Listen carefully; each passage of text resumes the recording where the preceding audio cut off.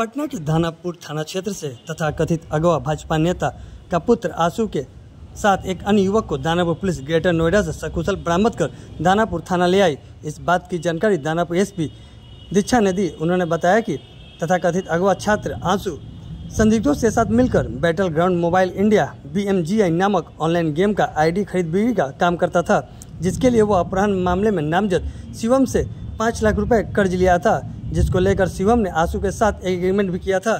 शिवम के द्वारा उक्त रुपयों की आशु से मांग की जा रही थी। उसी को लेकर आशु ने योजना के तहत अपने अपहरण का झूठा केस बना शिवम को फंसाने की साजिश रची थी।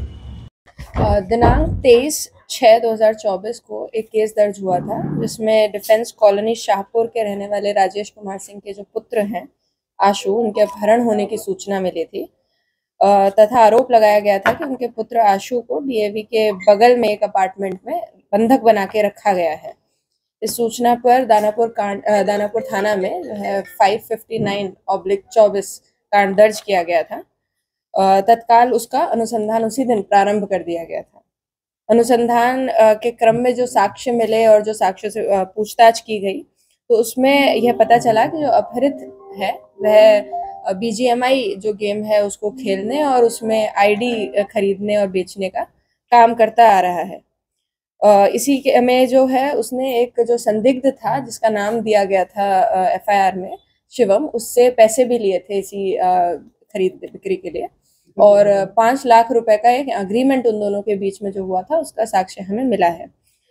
उसी पैसे को वापस लेने के लिए जब शिवम ने उससे पूछा और बोला, तब इसने जो है आशु ने एक प्लान बनाया, जिसके अंदर वह खुद को अपहरण का झूठा केस बनाकर और जो है यहाँ से गायब हो गया। यहाँ से ये पूरा घटना कारित किया, जिसमें फिर उसने शिवम का नाम जो है आने दिया। अपनी माँ को जो कॉल करके उसने शिवम का नाम बताया। जो अपहरित आशु है उसको फिर वैज्ञानिक अनुसंधान के पश्चात ग्रेटर नोएडा जो है बीटा थाना, वहाँ का है बीटा 2 थाना, वहाँ से उसको रिकवर किया गया है। और अब तक के जितना भी अनुसंधान में जो भी साक्ष्य हमें प्राप्त हुए हैं, उन सबसे यही साफ प्रतीत होता है कि अपहरण बिल्कुल नहीं हुआ था। यह खुद ही अपने आप से निकला था घर से, और ये झूठा मामला बनाया गया ताकि एक व्यक्ति को फंसाया जा सके जिससे इसने पैसा लिया था। आगे का जो है कार्रवाई जारी है और जो भी कानूनी वो स्टेप्स हैं वो लिए जा रहे हैं। कैसे यहाँ से निकला था वो?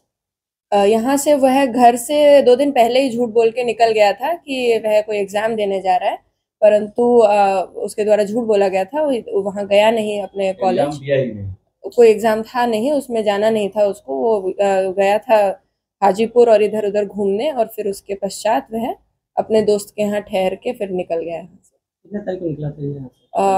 ये निकला था 21 तारीख को सुबह। दिल्ली के लिए कितने बजे निकला था? 22 तारीख की रात को निकल गया। घर से नहीं, बैंक से पैसे निकाले थे, वह भी साक्ष्य हमें मिला है। ATM से 22 की रात को माँ को फोन करने के पश्चात ही उसने पैसे निकाले थे। गार्जियन की जो है जानकारी अभी क्लियर नहीं है, वो हम पता करेंगे। वह अभी अनुसंधान करके बताएंगे। 10,000 रुपए का साक्ष्य। अकेले गया था बिहार से कि और उसके साथ? वो भी अभी जांच करना है।